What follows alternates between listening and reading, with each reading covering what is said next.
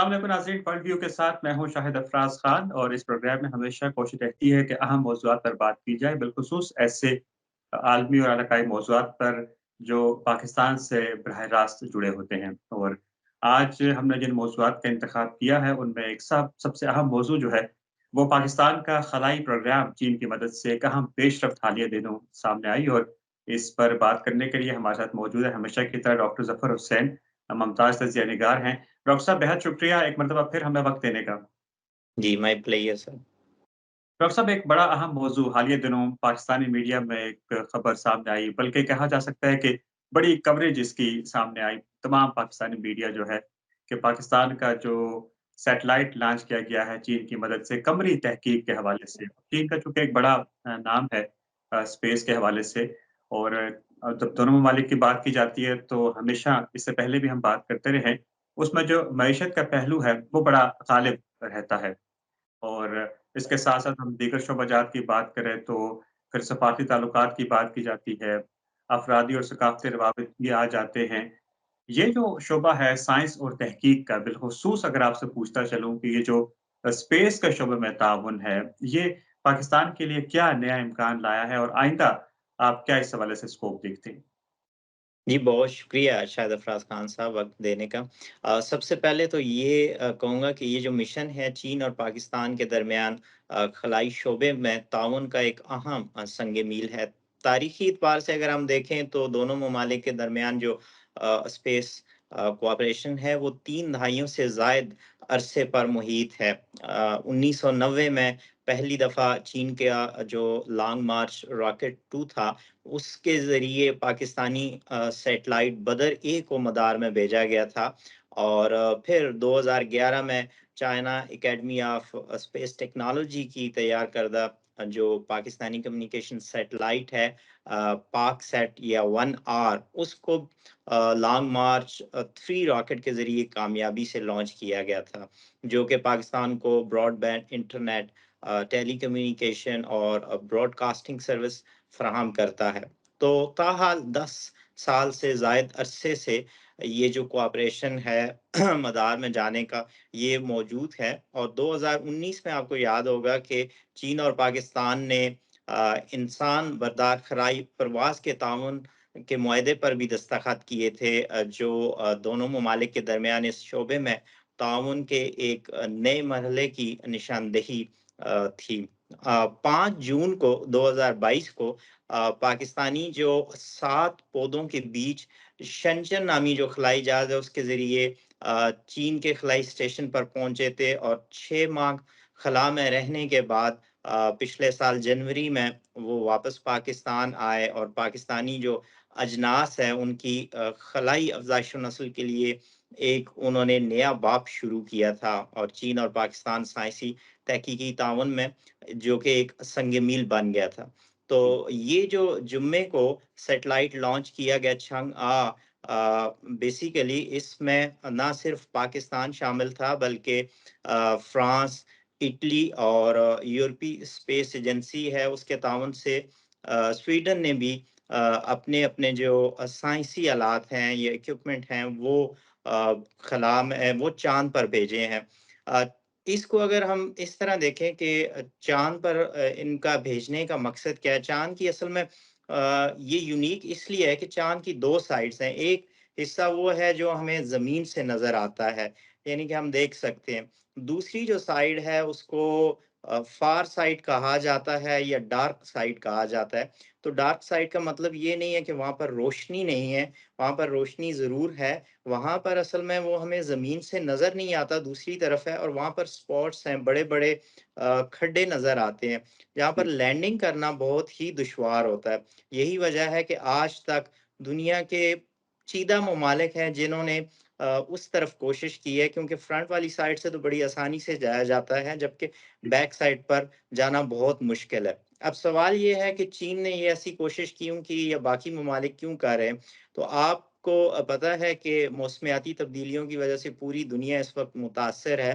ख़ास तौर पर जो तवानाई का शोबा है उसमें रोज़ाना नई तहकीक सामने आ रही है, जैसे सोलर एनर्जी का जो कांसेप्ट है वो तेज़ी के साथ مقبول ہو رہا ہے، تو بنیادی طور پر مقصد یہی ہے کہ وہاں سے سیمپل اکٹھے کرنے، واپس جی، زمین پر انہیں لانا اور دیکھنا کہ سولر ٹیکنالوجی میں this is one of the component کہ سولر ٹیکنالوجی میں کیسے ہم اس کو بہتری لائی جا سکتی ہے کہ اگر ڈارک سائڈ سے ہم کوئی ایسے ایکسپیریمنٹ کریں، پھر وہاں سے جو سیمپل کلیکٹ کریں گے، اور اس دفعہ جو سیمپل کلیکٹ کرنے ہیں وہ غالباً 2 kg ان کا جو سائز ہے وہ ہے کہ وہاں سے جو زمین ہے اسے 2 کلو کے قریب سیمپل کلیکٹ کریں گے اور واپس زمین پر یہ چنگ جو خلائی مشن ہے یہ واپس آئے گا۔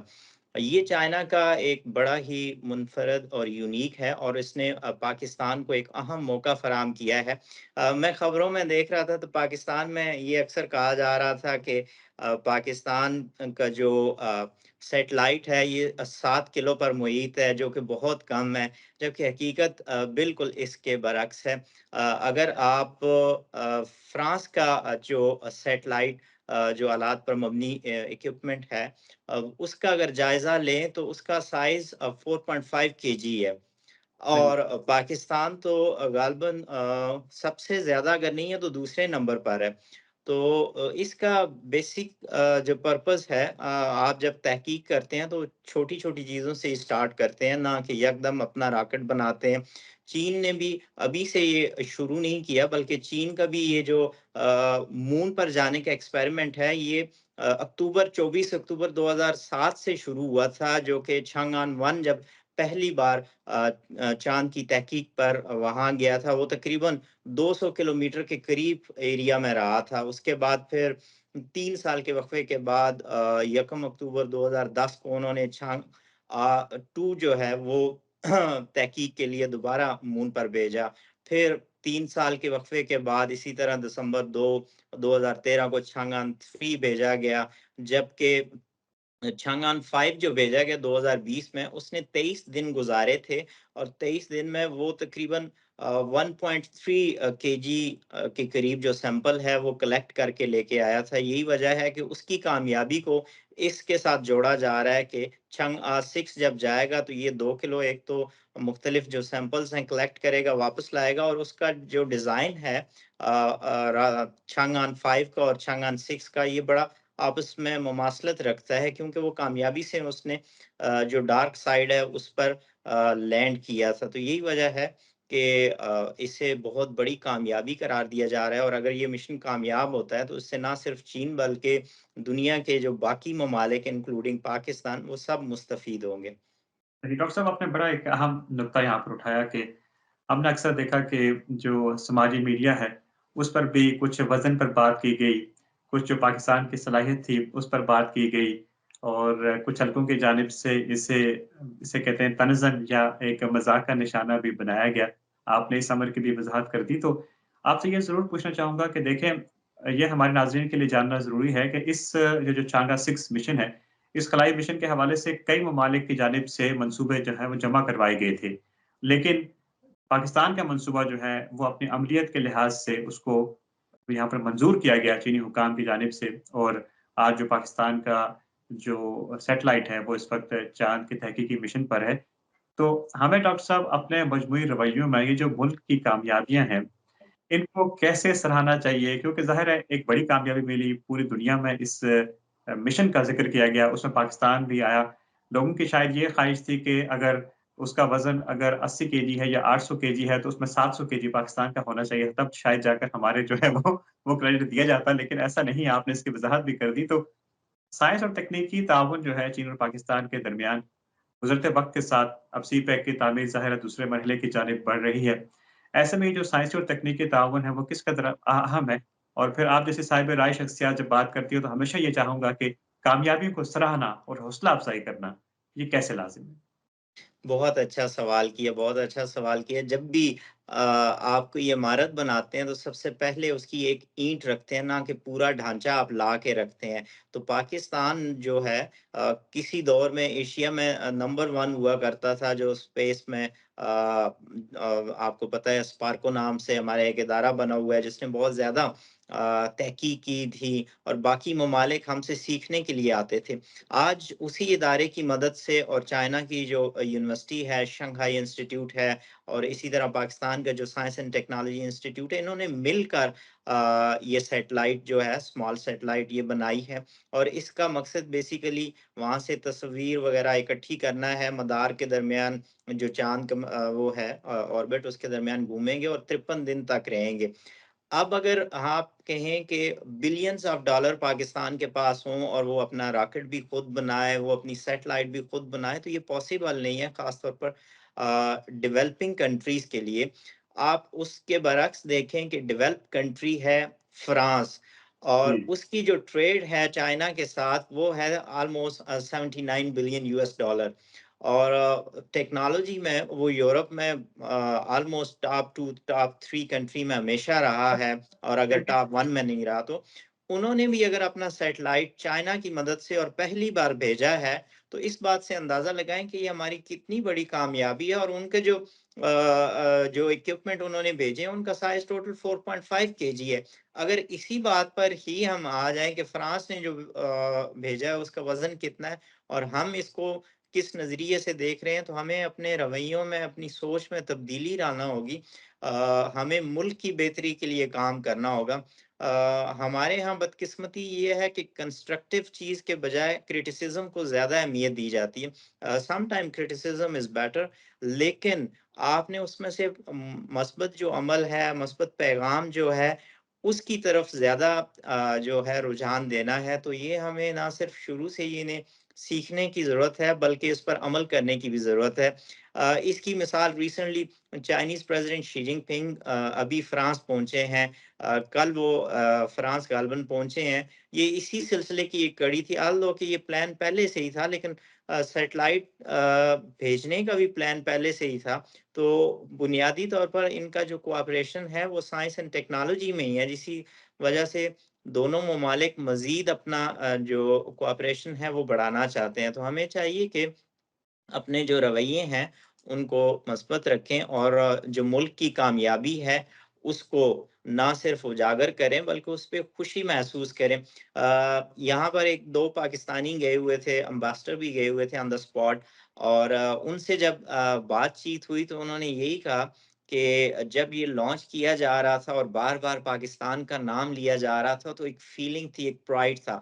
اور جب چانگان 6 لانچ کیا جمعے کو، تو اس وقت دیکھنے کے لیے 2 لاکھ چینی آن دا اسپاٹ موجود تھے، اور جب وہ چائنا کا نام لیتے تھے تو ان کی آنکھوں میں آنسو آتے تھے، اتنی خوشی کا اظہار وہ کر رہے تھے۔ حالانکہ یہ ان کا تقریباً 6واں مشن ہے جو چاند پر جا رہا ہے، اور جبکہ اسپیس اینڈ ٹیکنالوجی میں تو وہ کئی دہائیوں سے ہیں۔ ابھی انہوں نے 7 اور 8 کا بھی اعلان کیا ہوا ہے کہ 7واں جو مشن ہے وہ 2026 میں جائے گا، 8واں جو ہے 2030 میں جائے گا، اور 8واں جب جائے گا تو ان کی کوشش ہے وہاں پر کہ جو ڈارک سائڈ ہے اس پر یہ اپنے جو سائنٹسٹ ہیں ان کو بھیجیں اور وہ خود جا کر تحقیق کریں۔ ابھی تو کوئی سائنٹسٹ نہیں گئے، بلکہ جو آرٹیفیشل ٹیکنالوجی ہے اس کے یوز کیا گیا ہے۔ تو اس کو میرے خیال میں اگر ڈرون جو کہ فرانس کا ہے وہ اگر 4.5 kg ہو سکتا ہے، اور پاکستان کا تو جو کیوب ہے وہ 7 kg ہے، اس کو مزید اپریشیٹ کرنا چاہیے، نہ کہ اس کو کریٹیسائز کرنا چاہیے۔ صحیح، ڈاکٹر صاحب نے بڑی اچھی بات کہی کہ ظاہر ہے جب عمارت کا سنگ بنیاد رکھا جاتا ہے تو وہ ایک اینٹ سے رکھا جاتا ہے، نہ کہ پورے ڈھانچے سے۔ اور آج کے اگر پروگرام کا ہم اختتام کریں تو اسی ایک بات پر آپ کی آراء بھی ضرور اس حوالے سے بھی لینا چاہوں گا، کیونکہ آپ کو سننے والوں میں، دیکھنے والوں میں نوجوان بھی شامل ہیں۔ یہ جو خلائی تحقیق کا شعبہ ہے، اب اسے کہہ سکتے ہیں ایک ایمرجنگ شعبہ ہے، اس میں آئے دن ہم نئی ترقی دیکھ رہے ہیں۔ آرٹیفیشل انٹیلیجنس کو بھی اس کے ساتھ ملا لیا جائے تو بہت زیادہ اسکوپ اس کا بڑھ جاتا ہے۔ پاکستان میں بھی نوجوانوں کی تعداد ظاہر ہے اس میں دلچسپی لے رہی ہے، جو خلائی تحقیق ہے، اسپیس ٹیکنالوجی ہے۔ تو یہ جو نیا شعبہ ہے، سی پیک کے تناظر میں چونکہ पाकिस्तान और चीन के दरमियान ताउन होने जा रहा है मज़ीद तकनीकी एतबार से, तो नौजवानों को वो क्या कहना चाहेंगे कि इस शोबे की जानिब कैसे अपना रुझान बढ़ाएँ? जी, बिल्कुल, बहुत वैलिड क्वेश्चन है। चाइना की मुख्तलिफ़ यूनिवर्सिटीज़ हैं जो कि पाकिस्तान के साथ ऑलरेडी उनका ताउन जारी है। मुख्तलिफ़ जो साइंसी इंस्टीट्यूट हैं, उनका चाइनीज़ एकेडमी ऑफ साइंसेज़ के साथ और उसके अंदर बहुत से जो स्पेस और उससे रिलेटेड इंस्टीट्यूट हैं, उनके साथ ताउन जारी है। तो ज़्यादा से ज़्यादा जो भी नौजवान इस शोबे में आना चाहते हैं, एक तो ये है कि यहाँ स्कॉलरशिप का बहुत ज़्यादा रुझान है, वो डायरेक्ट उस इंस्टीट्यूट में कर सकते हैं और चाइना इंटरनेशनल स्टूडेंट्स को आजकल वेलकम कर रहा है। उन्हें हाई टैलेंट की बहुत ज़्यादा तलाश है। ये ऐसे ही है कि जैसे एक वक़्त में यूएस और यूरोप को थी, तो वो जहाँ भी उन्हें टैलेंट मिलता था, उन्हें मुँह माँगी कीमत देकर लाते थे। यहाँ भी अभी यही सूरत-ए-हाल है कि अगर आप में टैलेंट है, you just have to apply और अपॉर्च्युनिटीज़ खुद आपको तलाश कर रही है। आपने सिर्फ़ अपनी जो फ़ील्ड है उसको देखना है कि किस फ़ील्ड में आप जाना चाहते हैं, उससे रेलेवेंट जो भी इदारा है, वो वेबसाइट पे आप गूगल पे करें तो सारी इन्फॉर्मेशन लिखी हुई है और अप्लाई करें तो डेफ़िनिटली यहाँ पर बहुत ज़्यादा मौक़े हैं। यहाँ पर हमारे जो स्टूडेंट्स हैं वो 28,000 से ज़्यादा हैं, जिनमें मोस्टली ऑलमोस्ट 70 टू 80% एमबीबीएस कर रहे हैं। 10% जो हैं वो साइंस जो है साइंस के मज़ामीन हैं वो पढ़ रहे हैं, जबकि बाकी जो हैं वो सोशल साइंसेज़ और लैंग्वेज वग़ैरह में हैं। तो साइंसेज़ में हमारी रेशो ऑलरेडी इतनी ज़्यादा नहीं है और उसमें स्पेस एंड टेक्नोलॉजी में फिर और बहुत मज़ीद लिमिटेड हो जाती है। अगर आप इस शोबे में आएँ तो पाकिस्तान को ये प्रेफ़रेंस देते हैं चाइना में, तो मुझे काफ़ी ज़्यादा यकीन है, बल्कि यूँ समझें कि 100% यकीन है कि ये हो ही नहीं सकता कि इस शोबे में आएँ और आपकी स्कॉलरशिप रिजेक्ट हो जाए। आप just you need to apply और आप स्कॉलरशिप हासिल कर लेंगे। यहाँ आने का आपको फ़ायदा क्या होगा कि इनके पास इक्विपमेंट की कमी नहीं है, इनके पास टेक्नोलॉजी की कमी नहीं है, इनके पास रिसोर्सेज़ की कमी नहीं है, which is the biggest problem Pakistan is facing right now कि पाकिस्तान के पास लैबोरेटरीज़ नहीं है, वहाँ पर इक्विपमेंट नहीं है।